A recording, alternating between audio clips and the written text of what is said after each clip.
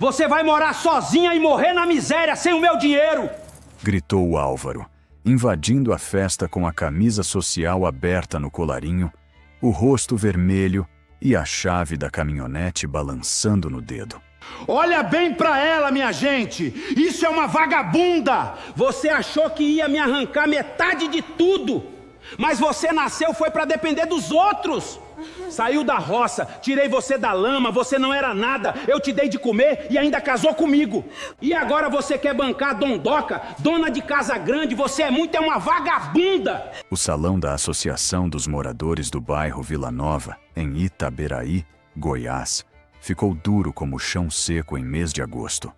A sanfona que tocava no radinho em cima da geladeira continuou por alguns segundos, mas ninguém ouviu mais a música.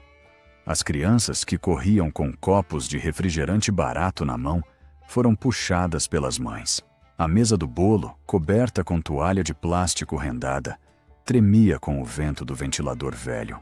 E as velas do aniversário de Dona Nair, mãe de Rita, pareciam pequenas demais diante daquela vergonha. Rita estava ao lado da mãe, segurando uma faca de pão para cortar o bolo de milho com coco que tinha feito desde cedo. A frase de Álvaro não entrou pelo ouvido. Entrou pelo peito. Desceu para o estômago. Apertou a garganta. Os dedos endureceram no cabo da faca, mas ela não ergueu a voz. Só colocou a faca devagar sobre a mesa, limpou a mão no avental florido e olhou para ele sem piscar. Ele esperava escândalo. Esperava choro. Esperava que ela pedisse para ele não fazer aquilo na frente dos vizinhos, da mãe doente, das mulheres da igreja e dos antigos clientes do mercadinho. Mas Rita ficou quieta, e aquele silêncio dela incomodou mais do que qualquer grito. Não vai falar nada, ele debochou, avançando 2 passos. Fala para esse povo que a casa ainda é minha. Fala que o fogão onde você assa seus bolinhos foi comprado com meu dinheiro. Fala que até essa festa pobre aqui só existe porque um dia eu tive pena de você. Dona Nair, sentada na cadeira de plástico branca, tentou levantar, mas as pernas finas não obedeceram. Tinha 72 anos, um lenço azul nos cabelos e as mãos cheias de veias saltadas. A humilhação bateu nela com tanta força que a boca se abriu, mas a voz não saiu. Rita percebeu. Foi até a mãe, pôs a mão em seu ombro e apertou de leve, como quem dizia sem dizer. Fica calma, mãe. Eu estou de pé. Álvaro olhou em volta, procurando aprovação. Algumas pessoas abaixaram a cabeça. Outras fingiram arrumar copos, mexer no celular, olhar a rua de terra batida pela porta aberta. A poeira vermelha entrava junto com o calor da tarde. Do lado de fora, a caminhonete preta dele ocupava metade da calçada, como sempre ocupou espaço demais em tudo. No fundo do salão, Célia, irmã de Álvaro, estava parada perto da mesa dos salgadinhos. Usava vestido claro, brinco dourado e um sorriso pequeno, que nascia e morria no mesmo lugar. Ela não entrou com ele, mas também não tentou impedir. Rita viu os olhos dela correrem até Dona Eunice, antiga contadora do mercado da família, sentada no canto com um copo de guaraná preso entre as 2 mãos. Os dedos de Dona Eunice tremiam de um jeito estranho. Naquele instante, Rita não sabia ainda, mas a verdadeira vergonha daquela festa não era o grito de Álvaro. Era o medo escondido no rosto de quem sabia demais. A festa tinha sido simples, mas preparada com amor. Rita acordara às 4:30 da manhã, antes do primeiro ônibus passar tossindo pela avenida principal. Coou café no pano, colocou mandioca para cozinhar, ralou milho no quintal e escutou a mãe cantar baixinho uma moda antiga que seu pai cantava quando ainda era vivo. Na varanda da casinha havia roupa no varal, 2 contas vencidas presas com imã na geladeira e uma panela de arroz descansando sobre o fogão. Nada ali era luxo, mas tudo tinha sido feito sem pedir 1 centavo a Álvaro. E era isso que ele não suportava.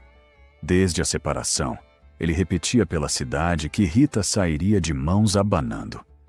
Dizia na fila da lotérica, no balcão da farmácia, na porta da igreja matriz de Nossa Senhora da Abadia, que mulher ingrata precisava aprender o preço da soberba. Ele andava por Itaberaí como dono de rua. Era dono de mercado, de armazém, de 2 terrenos perto da Gilzeteuter e de uma chácara onde fazia churrasco para vereador em época de eleição. Tinha sobrenome conhecido, amizade no cartório e fala grossa de quem acha que dinheiro compra silêncio. Rita tinha passado 23 anos casada com ele. Não entrou no casamento com joia, carro ou escritura. Entrou com 2 mãos trabalhadoras, um enxoval feito por Dona Nair e uma receita de bolo de arroz que aprendeu com a avó. Durante anos acordou antes dele, abriu o mercado, conferiu entrega, anotou o fiado, fechou caixa, limpou o freezer, atendeu o fornecedor e ainda voltava para casa para fazer janta. Quando o negócio cresceu, Álvaro colocou placa nova, ar-condicionado e foto dele na parede. O nome dela não apareceu em lugar nenhum. Quando pediu a separação, depois de descobrir que ele mantinha outra mulher em Goiânia e usava dinheiro do mercado para pagar apartamento, ouviu a primeira sentença ali mesmo, na cozinha. Você não tem prova de nada, Rita. Você não tem estudo, não tem nome, não tem documento. Quem construiu fui eu. Mas aquela mentira tinha um detalhe pequeno demais para os poderosos perceberem. Rita sempre guardou papel. Guardava recibo de telha, nota de fogão, comprovante de depósito, caderno de fiado antigo, fotografia de inauguração, bilhete de fornecedor e até envelope de banco. Não por esperteza de advogado. Guardava porque pobreza ensina a nunca jogar fora aquilo que um dia pode provar que você pagou. No fundo de uma caixa de sapato, debaixo de panos de prato bordados, ela tinha guardado a vida que Álvaro tentou apagar. Mesmo assim, o processo da partilha foi uma travessia por dentro de espinho. No fórum da comarca, Rita se sentava com um vestido simples, sandália baixa e bolsa de tecido no colo, enquanto Álvaro entrava com um advogado caro e perfume forte. O advogado dele dizia que os bens estavam no nome de empresas da família. Dizia que o mercado principal tinha sido adquirido antes do casamento. Dizia que a casa onde Rita morava pertencia à mãe de Álvaro. Dizia que ela nunca passou de colaboradora informal. Essa palavra ficou batendo dentro dela por semanas. Colaboradora. Como se as madrugadas levantando caixa de tomate não tivessem peso. Como se os dedos rachados de detergente não contassem. Como se o corpo cansado dela, dormindo sentada depois do almoço de domingo, fosse apenas favor. A ameaça cresceu devagar, como rachadura em parede depois da chuva. Primeiro veio a notificação para ela deixar a casa em 30 dias. Depois, a suspensão do plano de saúde de Dona Nair, que usava remédio controlado para o coração. Depois, fornecedores antigos deixaram de vender fiado para Rita, com medo de desagradar Álvaro. Por fim, a mulher que alugava o salãozinho onde Rita vendia bolos e quitandas, disse, sem olhar nos olhos, que não poderia renovar o contrato. Você entende, né, Rita? O Álvaro compra muita coisa com meu cunhado. Não quero confusão. Rita entendeu, mas não abaixou a cabeça. Na noite em que recebeu a ordem de despejo, a chuva caiu grossa em Itaberaí. A água batia no telhado de amianto como punhado de pedra. Dona Nair dormia no quarto, respirando curto. Rita ficou sentada na mesa da cozinha, com uma lâmpada fraca acesa, olhando a papelada espalhada. O cheiro de café requentado se misturava ao de parede úmida. Sobre a mesa estavam a escritura da casa, um recibo antigo, a certidão de casamento e uma fotografia amarelada da reinauguração do primeiro mercadinho. Na foto, Álvaro aparecia sorrindo ao lado do pai. Rita estava no fundo, quase cortada, segurando uma bandeja de pão de queijo. Ao lado dela, Dona Eunice, a contadora, segurava um livro-caixa vermelho. No canto inferior, mal aparecia uma placa presa na parede. Mercadinho Dois Irmãos, reinauguração 2003. Rita franziu a testa. Dois Irmãos. Mas no processo, o advogado de Álvaro dizia que o mercado tinha sido fundado em 1998 pelo pai dele e apenas reformado depois. Dizia que em 2003 houve só melhoria estrutural, sem participação dela. Aquela placa dizia outra coisa. Reinauguração. E o livro-caixa que Dona Eunice segurava tinha uma etiqueta branca, escrita à mão. Rita e Álvaro, caixa inicial. O ar ficou curto. Rita levantou, pegou a caixa de sapato e começou a espalhar recibos sobre a mesa. Tinha nota de balcão frigorífico, paga em 3 parcelas com o nome dela. Tinha recibo de pintura assinado por pedreiro. Tinha comprovante de um depósito feito da conta de Dona Nair, no valor exato da entrada do primeiro freezer. Tinha até um papel de pão, meio rasgado, onde o pai de Rita anotara: entreguei venda da novilha para ajudar no mercado de Rita. O problema era que a versão contada pela cidade tinha uma data impossível.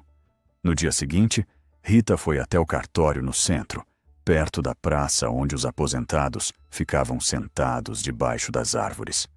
A fachada branca estava descascada. Dentro, o ventilador fazia barulho e empurrava papel de um lado para o outro. A atendente procurou a matrícula do imóvel no sistema e entregou uma cópia simples. Rita segurou o papel e sentiu os joelhos fraquejarem. A casa onde ela morava, que Álvaro dizia ser da mãe dele desde antes do casamento, tinha sido transferida para Dona Celina, a sogra, em 2008. 5 anos depois da reinauguração do mercado. O documento tinha a assinatura de Rita autorizando a transferência de uma parte. Só que Rita nunca assinara aquilo. A assinatura parecia a dela de longe, mas de perto tinha um erro que só ela notaria. O segundo R de Rita era fechado demais. O dela sempre saía aberto, porque a professora do antigo grupo escolar dizia que sua letra parecia caminho de formiga, e ela nunca conseguiu mudar.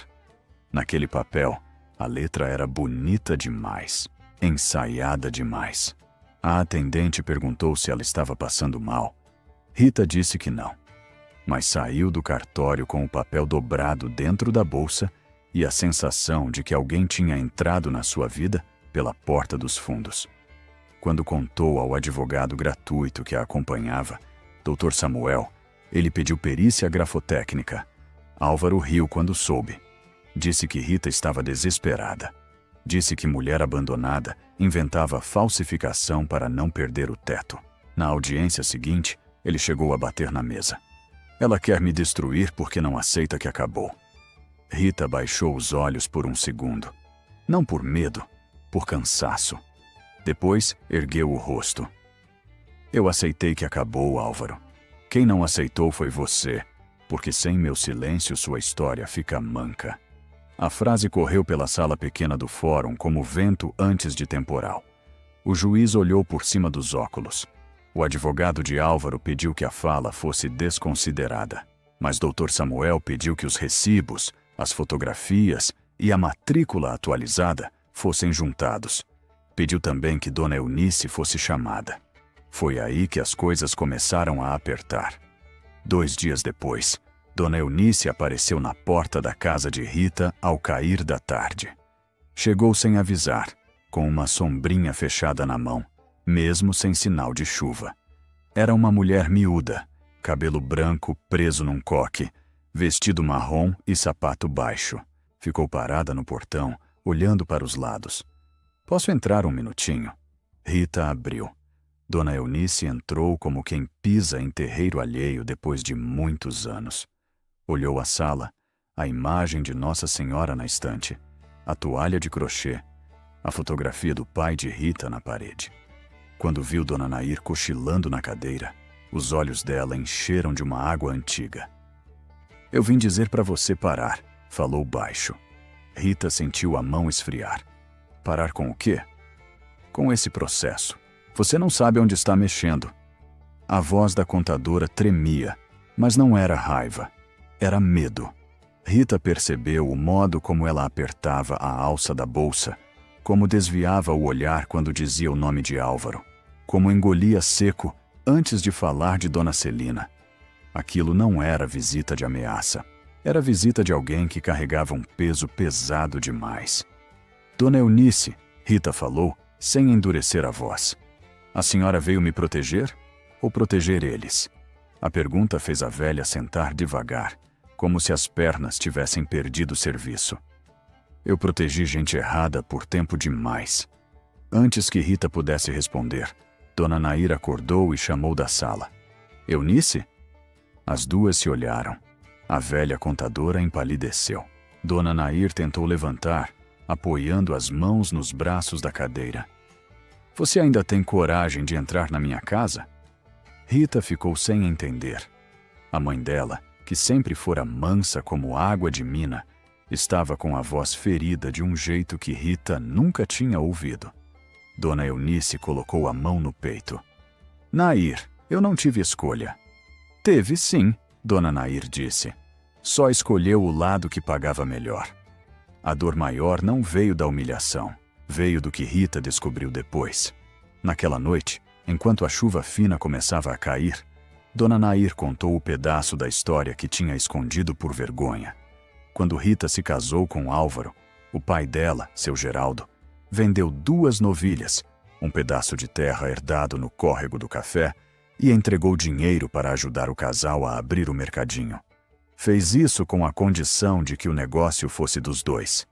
Não queria que a filha dependesse de marido. Pediu apenas um recibo assinado, simples, porque confiava na palavra. O recibo existiu, mas sumiu depois do velório de seu Geraldo. Eu achei que tinha perdido, Dona Nair falou com a voz quebrada. Depois ouvi tua sogra dizendo na cozinha que papel de pobre só serve quando o rico deixa. Rita sentiu o sangue descer para os pés. Por que a senhora nunca me contou? Dona Nair fechou os olhos. A pele fina do rosto parecia menor. Porque você já estava casada. Porque tinha acabado de perder seu primeiro bebê. Porque eu pensei que, se eu falasse, ia quebrar tua vida de vez. E porque eu tive medo, minha filha. Medo de você ficar sem casa. Medo de Álvaro te castigar. Medo de eu virar peso. Rita ajoelhou diante da mãe. Segurou suas mãos pequenas e frias. Não havia raiva ali. Havia uma tristeza funda, daquelas que não cabem no peito de uma família só. Quem falsificou meu nome, mãe? Dona Nair olhou para a porta fechada, como se a resposta pudesse ouvir do lado de fora. Eu sempre achei que foi tua sogra. Rita também achava. Todo mundo acharia. Dona Celina era dura, orgulhosa, mulher de missa das 6 e comentário venenoso na saída. Nunca aceitou Rita. Chamava a nora de menina do barro, porque a família dela morava em estrada de chão. Durante o casamento, dava presente caro para os netos das amigas, mas para Rita levava pano de chão e dizia que era útil. Quando a separação começou, foi a primeira a dizer que a casa não era dela. Dona Celina parecia a vilã perfeita. Mas verdade funda raramente usa a roupa que a gente espera. Na semana seguinte, Rita foi procurar Dona Eunice de novo. Não em casa, porque a contadora não abriu o portão. Não no mercado, porque fingiram que ela estava viajando. Rita a encontrou na feira de sábado, perto das barracas de pequi e farinha, escolhendo tomate com a mão trêmula. O sol batia forte. O cheiro de pastel frito, coentro e poeira quente atravessava a rua. Eu não quero briga com a senhora, Rita disse, parando ao lado dela. Quero verdade. Dona Eunice continuou olhando os tomates. Verdade custa caro. Mais caro foi viver sem ela. A velha respirou fundo. Pegou um tomate maduro demais, apertou, devolveu. Depois falou sem olhar. Procure a ata da Associação Comercial de março de 2004. Não a cópia nova. A antiga, a que ficava no armário de ferro. Por quê? porque lá tem o nome de quem entrou como sócia fundadora. E tem uma assinatura que não deviam ter deixado. Rita sentiu o coração bater na garganta. Quem deixou? Dona Eunice finalmente olhou para ela. Os olhos estavam molhados. Eu não posso falar aqui.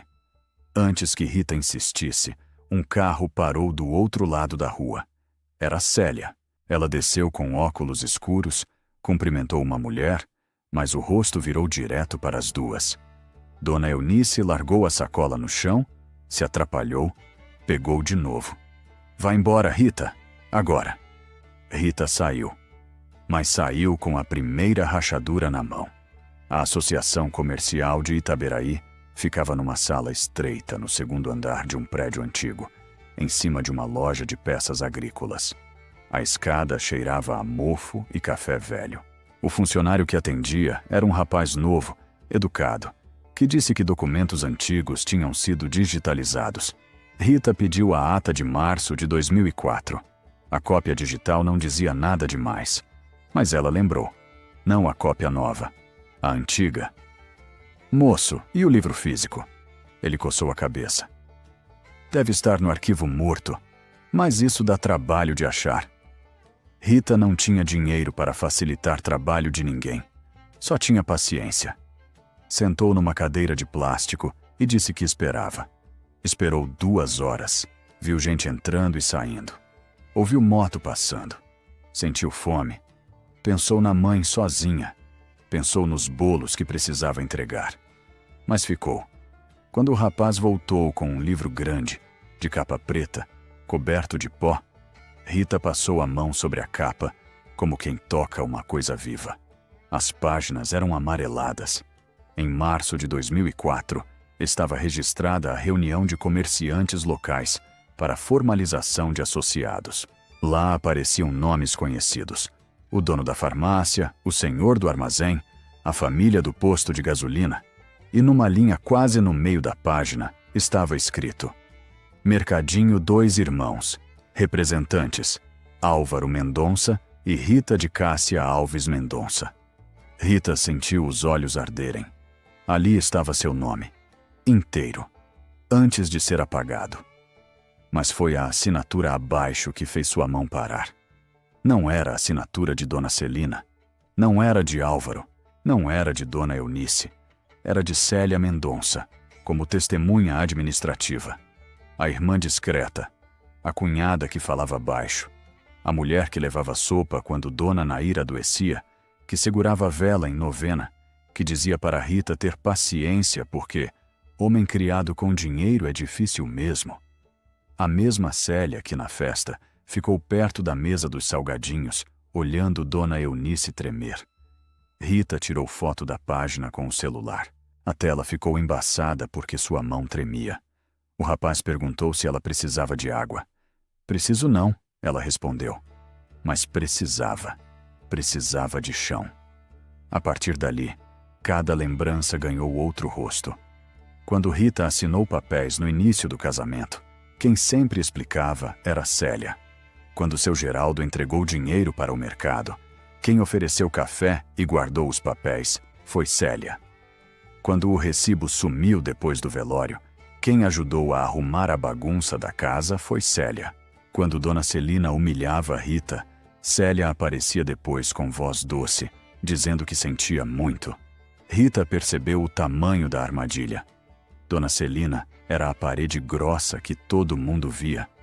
Célia era a chave que abria por dentro. Mesmo assim, faltava prova. E sem prova, pobre só tem história. História para gente poderosa vira fofoca. O processo avançou. A perícia apontou indícios de falsificação na assinatura da transferência da casa. Álvaro ficou mais agressivo. Começou a passar devagar em frente à casa de Rita à noite. Mandava recados por conhecidos.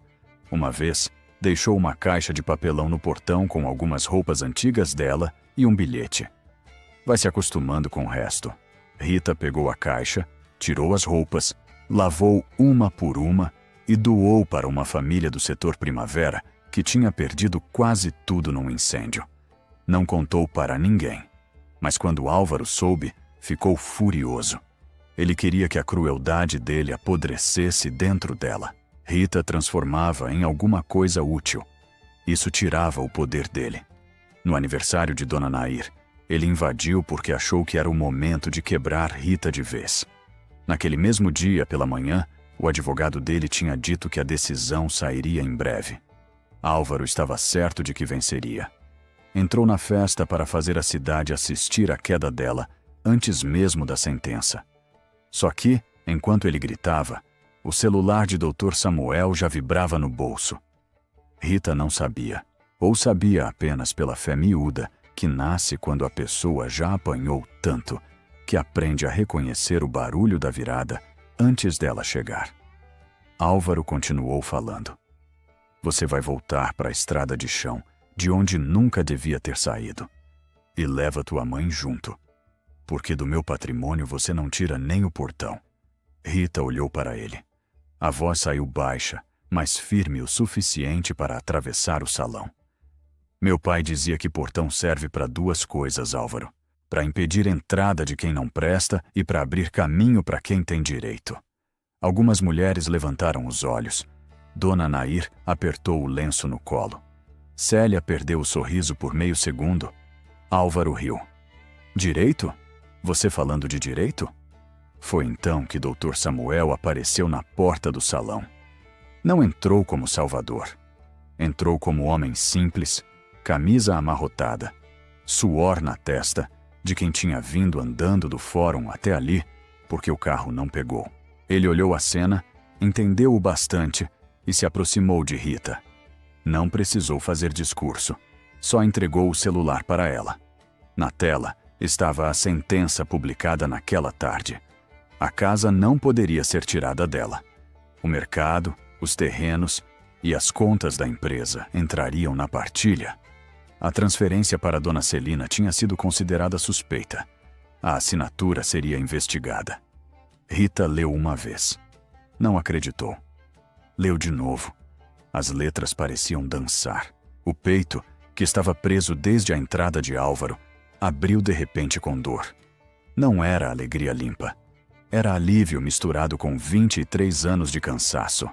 Ela não gritou, não pulou, não esfregou a sentença na cara dele. Apenas levantou o rosto.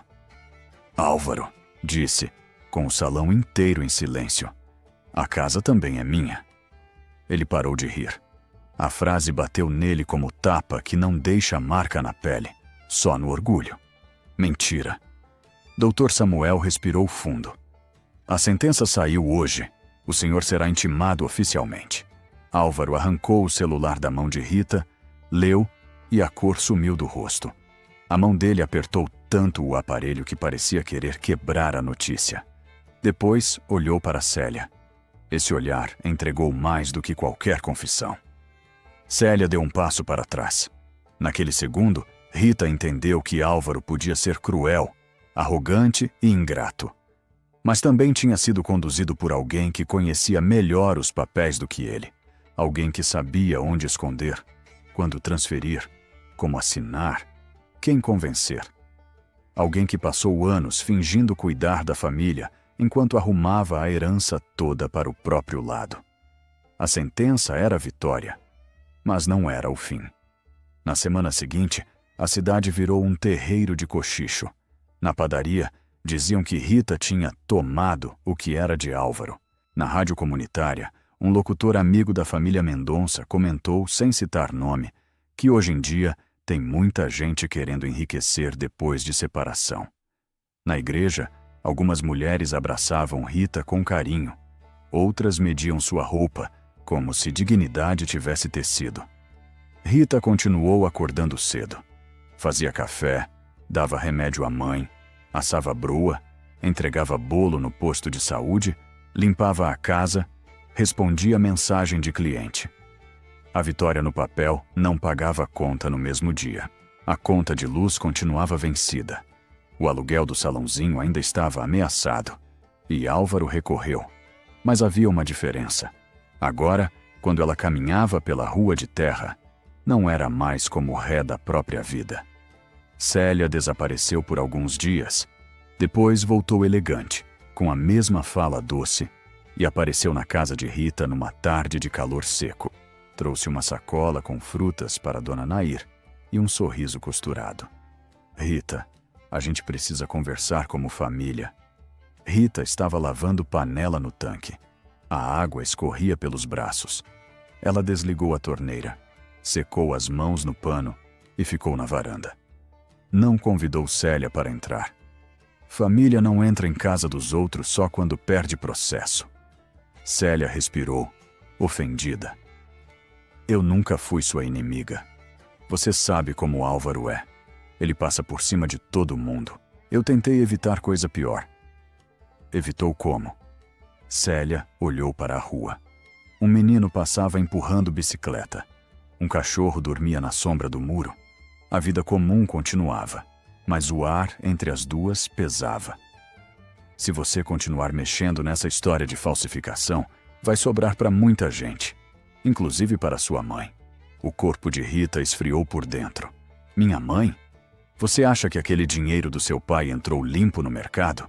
Foi tudo de boca, sem contrato, sem nota, sem imposto. Se isso vira confusão maior, podem dizer que sua família também participou de irregularidade. Rita sentiu a raiva subir quente, mas segurou. Célia esperava medo. Rita deu silêncio. Você está me chantageando usando uma mulher doente? Célia apertou os lábios. Estou tentando ser prática. Aceita um acordo. Fica com a casa e uma quantia. Deixa o mercado fora disso. Você não sabe administrar coisa grande. Rita olhou para a cunhada e, pela primeira vez, viu não só maldade. Viu pavor. Célia tinha passado a vida à sombra dos homens da família, mas controlando os papéis deles. Nunca teve a foto na parede, mas sabia onde cada dinheiro entrava. O mercado que Álvaro exibia tinha a mão invisível dela.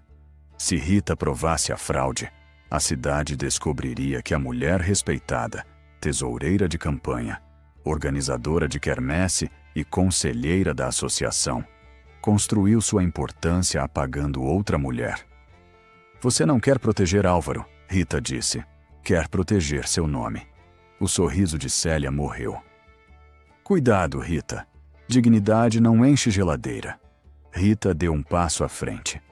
Mas mentira apodrece a comida dentro dela. Célia foi embora sem deixar as frutas. Naquela mesma noite, Rita contou tudo a Dr. Samuel. Ele explicou que a partilha era uma coisa, mas a falsificação era outra. Seria mais longo, mais difícil, mais dolorido. Precisaria de prova forte. Dona Eunice teria que falar. A ata ajudava. A perícia ajudava. Mas a ligação de Célia com a transferência ainda era sombra. Rita voltou para casa pensando nisso. A rua estava escura, com postes falhando. De uma janela, vinha cheiro de alho fritando. De outra, som de novela. Quando entrou, encontrou Dona Nair acordada, sentada à mesa, com uma caixa de costura aberta. Eu ouvi vocês falando ontem, a mãe disse. Rita parou. Falando o quê? Da Eunice, da Célia, do recibo. Dona Nair tirou do fundo da caixa um pedaço de tecido dobrado. Era uma bainha antiga, costurada à mão. Dentro dela havia um papel amarelado, menor que uma folha de caderno, marcado pelo tempo. Eu não perdi o recibo, minha filha. Rita não conseguiu falar. Dona Nair começou a chorar sem barulho. Eu escondi. Depois do velório do seu pai, Célia entrou aqui dizendo que precisava recolher papel para organizar as coisas. Eu vi ela levando a pasta. Vi, mas fiquei quieta. Quando achei esse recibo caído atrás do armário, guardei dentro da costura. Pensei em te entregar. Mas cada ano que passava, eu tinha mais vergonha de ter calado. Depois, fiquei com medo de você me odiar. Rita pegou o papel com as duas mãos. A letra do pai estava ali. Simples, torta, viva. Declaro que entreguei a Rita e Álvaro o valor da venda de 2 novilhas e parte do terreno do córrego do café para a entrada e abertura do mercadinho 2 Irmãos, ficando reconhecido que o esforço é dos dois. Assinado Geraldo Alves. Abaixo como testemunhas, Eunice Ferreira e Célia Mendonça. Rita levou o papel ao peito. Não chorou de imediato. Primeiro sentiu um vazio, como se o corpo precisasse abrir espaço para caber aquele pedaço de pai de volta. Depois a lágrima veio, quente e pesada. Eu nunca ia te odiar, mãe. Dona Nair cobriu o rosto. Eu deixei roubarem seu nome. Rita se ajoelhou diante dela, como fizera tantas vezes para calçar seus chinelos. Não deixaram, não. Só esconderam por um tempo. Aquele recibo mudou tudo. Dona Eunice, chamada novamente, não teve mais como fugir. Quando viu a assinatura dela no papel, sentou no banco de madeira do fórum e segurou a bolsa contra o peito, como quem segura um filho morto. Contou que Célia organizou a transferência da casa para Dona Celina, usando uma procuração antiga e papéis assinados em branco por Rita anos antes, quando o mercado precisava resolver cadastro bancário. Contou que Álvaro sabia que a transferência beneficiava a família, mas não sabia todos os detalhes da assinatura falsa. Ele preferiu não perguntar. Era mais confortável acreditar que tudo estava certo, porque o resultado favorecia ele. Contou também que Célia acelerou tudo quando descobriu que Álvaro mantinha outra mulher em Goiânia. Tinha medo de que o irmão, vaidoso e irresponsável, começasse a colocar bens no nome de outra pessoa. Na cabeça dela, tirar Rita dos documentos era uma forma de salvar o patrimônio da família. Só que para salvar um nome, ela enterrou outro. Eu assinei como testemunha porque devia dinheiro para eles, Dona Eunice confessou com a voz fina. Meu marido estava doente. Célia pagou remédio, hospital, enterro. Depois disso, eu nunca mais fui livre. Rita ouviu tudo sem interromper. A cada palavra, a imagem do passado mudava de lugar. Álvaro continuava culpado por humilhar, trair, ameaçar e usufruir da mentira. Dona Celina continuava culpada por desprezar e aceitar uma casa que sabia ter sido construída com o suor de Rita. Mas Célia era a mão que escreveu o sumiço. Dr. Samuel pediu que aquela confissão não morresse dentro de uma sala. Disse que a próxima reunião da associação comercial teria prestação de contas da diretoria, e Célia ainda ocupava a tesouraria. Era ali que ela sorria, recebia cumprimentos, falava de moral e assinava papéis como se papel nunca tivesse sangue. Rita não queria espetáculo, mas também não queria mais segredo. Na quinta-feira seguinte, a sala da associação comercial ficou cheia. Comerciantes, pequenos empresários, gente da prefeitura, 2 senhoras da igreja e até o locutor da rádio comunitária estavam lá. Célia entrou de cabelo arrumado, blazer bege, pasta fina debaixo do braço. Cumprimentou um por um, como fazia sempre, até ver Rita sentada na segunda fileira, ao lado de Dona Nair e Dr. Samuel. O sorriso dela falhou. Dona Celina também estava presente, com terço enrolado na mão e bolsa preta no colo. Álvaro entrou atrasado, abatido, sem a arrogância de antes. Parou perto da parede, como se pela primeira vez não soubesse onde colocar o próprio corpo. A reunião começou com fala sobre contas, doações e projetos para o comércio local. Célia se levantou para apresentar um relatório. A voz saiu firme no começo, mas quando viu Dona Eunice entrando pela porta, com o livro antigo da associação apertado contra o peito, perdeu uma palavra no meio da frase. Foi pequeno, mas Rita viu. Dona Eunice caminhou devagar até a mesa da frente. As pessoas começaram a murmurar. Célia tentou sorrir. Eunice, isso aqui é uma reunião formal. A velha contadora olhou para ela. Foi numa reunião formal que seu primeiro erro ficou escrito. O silêncio caiu pesado. Dr. Samuel pediu licença ao presidente da associação e explicou, sem floreio, que documentos antigos da própria entidade estavam ligados a uma fraude patrimonial. Mostrou a ata de março de 2004. Mostrou a cópia da matrícula da casa. Mostrou a perícia inicial da assinatura. Mostrou o recibo de seu Geraldo. Não havia grito. Não havia cena ensaiada. Só papel em cima da mesa e uma cidade obrigada a olhar. Célia tentou rir. Isso é uma armação. Rita está usando dor de separação para destruir minha família. Rita se levantou. O vestido simples dela parecia destoar dos blazers e camisas sociais daquela sala, mas sua voz não tremeu. Eu não vim destruir família nenhuma, Célia. Vim buscar a parte da minha que vocês esconderam. Dona Eunice abriu o livro antigo. Suas mãos tremiam, mas a voz saiu clara. Eu vi Célia levar papéis da casa de Dona Nair depois do velório de seu Geraldo. Eu vi Célia preparar a transferência da casa. Eu vi papéis assinados em branco sendo usados depois. E eu me calei porque devia dinheiro a ela. Um comerciante respirou alto. O locutor da rádio abaixou os olhos. Dona Celina apertou tanto o terço que as contas estalaram. Célia, Dona Celina murmurou, pela primeira vez sem veneno. Você fez isso?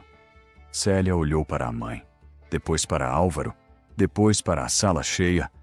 Eu fiz o que vocês nunca tiveram coragem de fazer, respondeu. E a doçura sumiu de sua voz. Eu segurei essa família enquanto todo mundo gastava. Traía, bebia, prometia e deixava conta para mim. Se dependesse de Álvaro, até a mulher de Goiânia ia ter pedaço do mercado. Se dependesse da senhora, mãe, a gente perdia tudo por orgulho. Eu organizei. Rita sentiu o peito apertar. Ali estava a verdade inteira. Não era arrependimento. Era orgulho ferido. Você não organizou, Rita disse. Você roubou. Célia virou o rosto para ela. Eu roubei de quem nunca teria nada sem a gente. A frase foi tão fria que até Álvaro levantou a cabeça. Dona Nair tentou se erguer. Rita segurou a mãe pelo braço, mas ela quis ficar de pé. Ficou curvada, pequena, com o lenço azul cobrindo os cabelos brancos, mas os olhos estavam acesos. Sem a gente? Dona Nair perguntou. Meu marido vendeu terra e novilha para aquele mercado abrir. Minha filha deixou juventude, saúde e sono naquele balcão. Vocês não deram vida a ela, não. Vocês só aprenderam a lucrar com a vida dela. Ninguém falou. Célia abriu a boca, mas não achou resposta. Foi Dona Celina quem quebrou o silêncio. A sogra de Rita levantou devagar. Por muitos anos, aquela mulher usou missa, sobrenome e roupa engomada como se fossem prova de superioridade. Agora parecia menor dentro da própria postura. Eu aceitei a casa no meu nome, disse, sem olhar diretamente para Rita. Não perguntei porque não quis saber. Eu achava que pobre entrando na família precisava agradecer qualquer canto. Rita sentiu uma fisgada antiga, mas não desviou. Dona Celina respirou fundo. Eu não falsifiquei a assinatura, mas sentei dentro de uma mentira porque ela me favorecia. Aquilo não era desculpa suficiente, mas era a primeira vez que a soberba dela rachava em público. Célia bateu a mão na mesa. Agora todo mundo quer posar de correto? O presidente da associação, que até então parecia sem ar, pediu que ela entregasse imediatamente os livros e documentos da tesouraria até a apuração completa. 2 comerciantes que antes eram próximos se afastaram da mesa. Dr. Samuel informou que a confissão de Dona Eunice e a fala de Célia seriam encaminhadas formalmente ao Ministério Público e ao processo da falsificação. Célia olhou em volta, esperando que alguém a defendesse. Ninguém se levantou. Pela primeira vez, a mulher que controlava os bastidores descobriu o som de uma porta se fechando para ela. Álvaro saiu da parede onde estava encostado e parou diante de Rita. O orgulho ainda brigava com o medo no rosto dele. Mas havia outra coisa ali: vergonha. Eu não sabia de tudo, ele disse baixo. Rita olhou para ele sem dureza exagerada, mas sem nenhum consolo. Mas sabia o bastante para me humilhar. Ele não respondeu. Sabia que eu trabalhei. Sabia que meu pai ajudou. Sabia que a casa foi construída comigo dentro. E mesmo assim, entrou na festa da minha mãe para me chamar de miserável. Álvaro engoliu seco. Eu estava com raiva. Raiva não inventa caráter, só mostra. A frase atravessou a sala. Dessa vez ninguém riu, ninguém cochichou. O silêncio parecia assinar junto. Depois daquela reunião, a cidade não conseguiu fingir que não sabia. A associação comercial afastou Célia da tesouraria. O vereador para quem ela organizava a campanha retirou seu nome da equipe.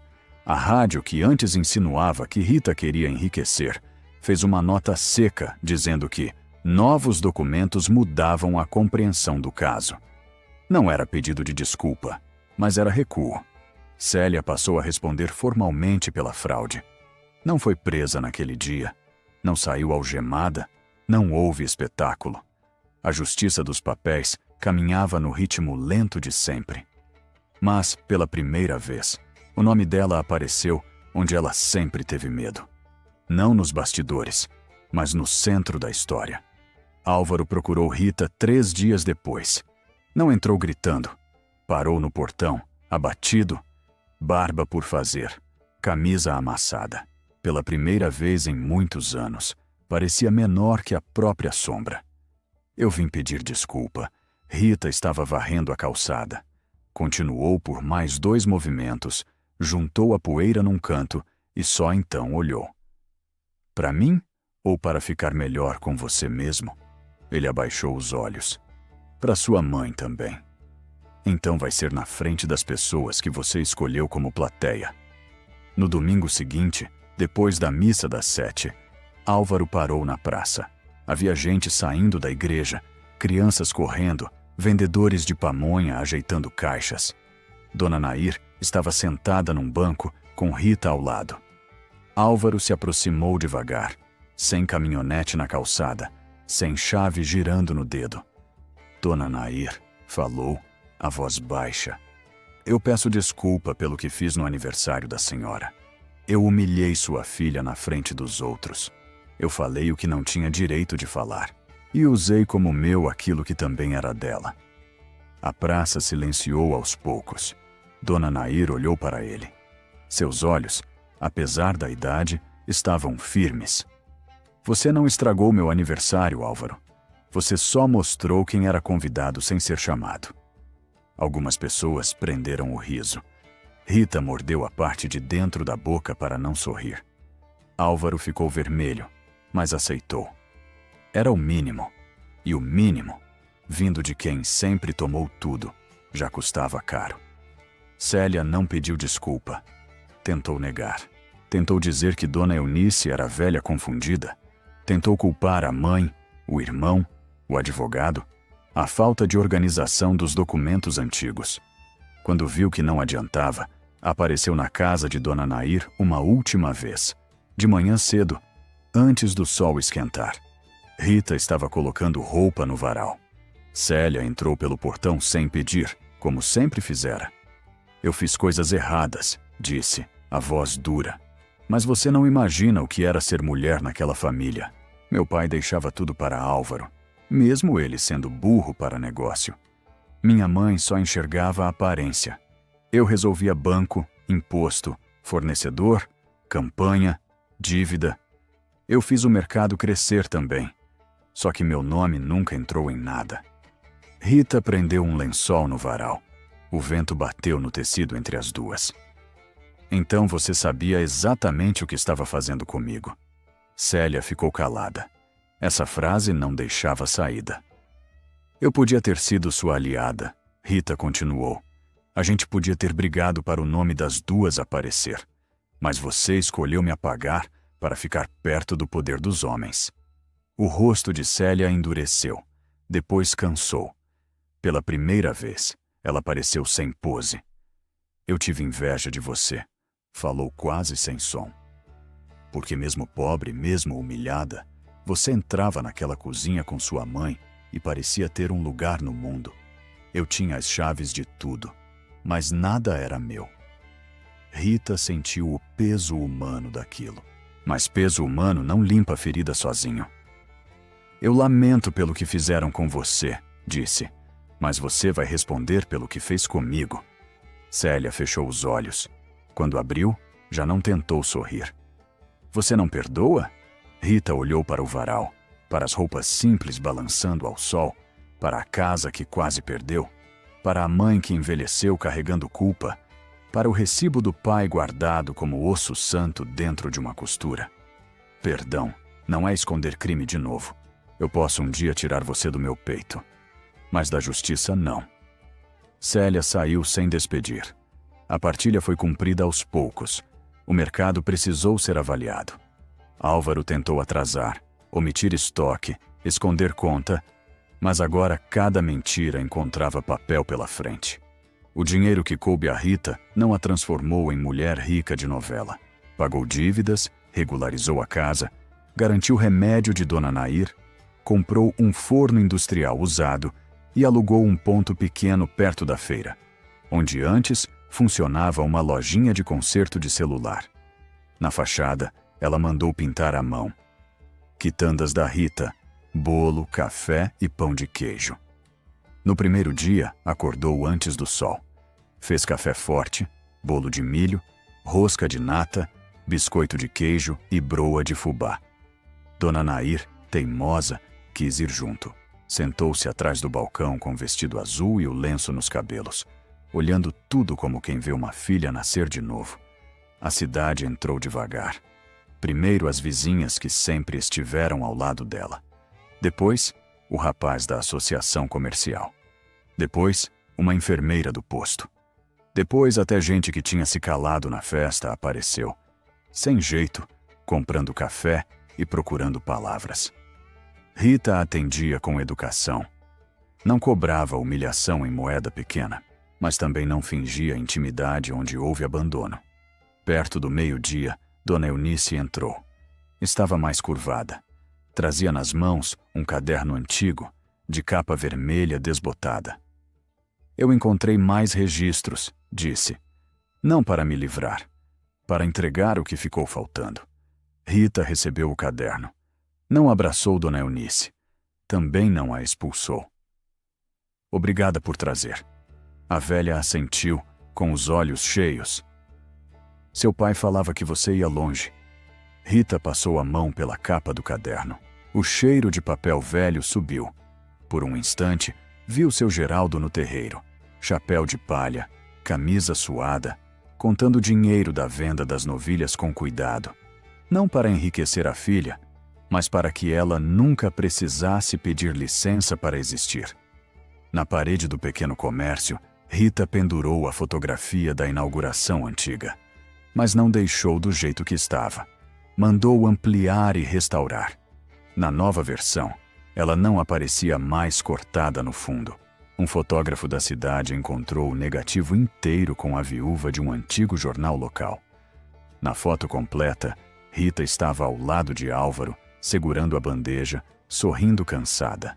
A placa do Mercadinho Dois Irmãos aparecia nítida. E seu nome, mesmo pequeno, estava escrito numa etiqueta presa ao avental. Rita. Quando Álvaro viu a foto na parede, meses depois, não disse nada. Ele tinha ido a quitandas da Rita, porque Dona Nair pediu que ele buscasse uma encomenda para uma funcionária antiga do mercado. Entrou sem arrogância. Olhou a foto. Olhou Rita. Olhou o balcão cheio de bolo quente. Você sempre soube fazer lugar crescer, murmurou. Rita colocou a encomenda numa sacola de papel. Eu sempre fiz. Só parei de fazer para quem fingia que não via. Ele pagou. Não pediu desconto. Não pediu conversa. Antes de sair, parou na porta. Eu sinto muito. Rita continuou arrumando as broas na vitrine. Sentir é começo. Mudar é o resto. Ele saiu. O sino pequeno da porta balançou. A rua estava clara. Uma carroça passava devagar, levantando poeira. Do outro lado, uma menina de uniforme escolar dividia pão de queijo com o irmão menor. A vida seguia sem música alta, sem discurso, sem aplauso. Mas seguia diferente. Meses depois, a primeira audiência sobre a falsificação aconteceu. Célia chegou de vestido escuro, sem brincos grandes, sem sorriso de missa. Não olhou para Rita no corredor. Mas quando Dona Eunice confirmou o que havia dito, quando o recibo de seu Geraldo foi apresentado, quando a ata antiga da associação apareceu na mesa, Célia abaixou a cabeça pela primeira vez. Ao final, seu advogado propôs acordo. Ela teria que reconhecer a fraude, devolver documentos, pagar parte dos prejuízos, prestar serviços à comunidade e responder às demais consequências legais do processo. Não era a cena que muita gente esperava. Não havia grito, algema ou queda dramática na porta do fórum. Mas para Célia, aquilo era pior do que escândalo. Era ter seu nome escrito oficialmente ao lado da verdade que passou a vida escondendo. Rita saiu do fórum sem comemorar. Dona Nair caminhava ao seu lado, devagar. Na calçada, Dona Celina esperava perto de um ipê seco. A velha sogra segurava a bolsa com as duas mãos, como se segurasse o resto do orgulho. "Rita!" chamou. Rita parou. Dona Celina demorou a falar. A boca dela tremia, mas os olhos não tinham a arrogância de antes. "Eu passei muitos anos achando que sobrenome valia mais que caráter." Rita não respondeu. "Não vou pedir que você esqueça, nem que goste de mim. Só queria dizer que a casa nunca deveria ter ido para meu nome." O vento levantou um pouco de poeira entre as duas. Rita olhou para aquela mulher que um dia a chamou de menina do barro. Viu ali não uma mãe arrependida por bondade, mas uma senhora obrigada a envelhecer diante da própria injustiça. A senhora morou dentro de uma mentira confortável, Dona Celina. A velha abaixou o rosto. "Morei." Rita segurou a bolsa com o recibo do pai dentro. "Então agora aprenda a viver fora dela." E seguiu. No fim daquela tarde, Rita fechou a quitanda e levou Dona Nair para casa pelo caminho mais longo. Passaram pela praça, pela igreja, pela antiga associação onde a humilhação tinha acontecido. O salão estava fechado. Pela janela, Rita viu as cadeiras empilhadas, o piso gasto, a mesa encostada no canto. Por um instante, ouviu de novo a voz de Álvaro gritando que ela morreria na miséria. A garganta dela apertou. Não de dor, de lembrança. Dona Nair segurou sua mão. "Quer ir embora?" Rita respirou o ar quente da tarde. Olhou para a rua, para as casas simples, para a poeira vermelha brilhando no sol baixo, para a cidade que viu sua queda anunciada, e agora via seus passos sem pressa. "Não, mãe, quero passar bem devagar." E passaram. Naquela noite em casa, Rita colocou o recibo do pai numa moldura simples. Não escondeu mais em caixa de costura, nem em fundo de gaveta, nem debaixo de pano. Pendurou na parede da sala, ao lado da fotografia dele. Dona Nair ficou olhando por muito tempo, com os olhos molhados e um sorriso pequeno. Depois, Rita acendeu a luz da varanda, colocou água para ferver e preparou café. O cheiro se espalhou pela casa. A panela no fogão brilhava limpa. As contas estavam organizadas numa pasta transparente. A chave da casa repousava sobre a mesa, sem medo de ser tomada. Do lado de fora, o vento mexia as roupas no varal. Uma lua fina subia por cima dos telhados. Rita sentou na cadeira de fio, tirou as sandálias e deixou os pés descansarem no chão frio. Ela não tinha vencido para provar que era melhor que ninguém. Tinha vencido para não deixar que dissessem que sua vida não valia documento. No dia seguinte, quando abriu a quitanda, encontrou na porta um embrulho pequeno deixado por alguém. Dentro havia a faca de pão usada na festa de Dona Nair. Aquela que Rita tinha colocado sobre a mesa quando Álvaro começou a gritar. A lâmina estava limpa, o cabo de madeira polido. Junto, vinha um bilhete de uma vizinha que estivera presente naquele dia. "Você não cortou o bolo naquela hora, mas cortou a mentira." Rita sorriu sozinha. Entrou, colocou a faca sobre o balcão e começou a preparar a primeira fornada. Quando o sol bateu na vitrine, iluminou a foto na parede, o recibo emoldurado e o rosto dela refletido no vidro. Rita ajeitou o avental, abriu a porta e encarou a rua sem baixar os olhos. A miséria que Álvaro desejou para ela nunca foi falta de dinheiro. Era viver sem nome. E esse, finalmente, ela tinha tomado de volta. Muito obrigado por nos acompanhar até o final deste relato.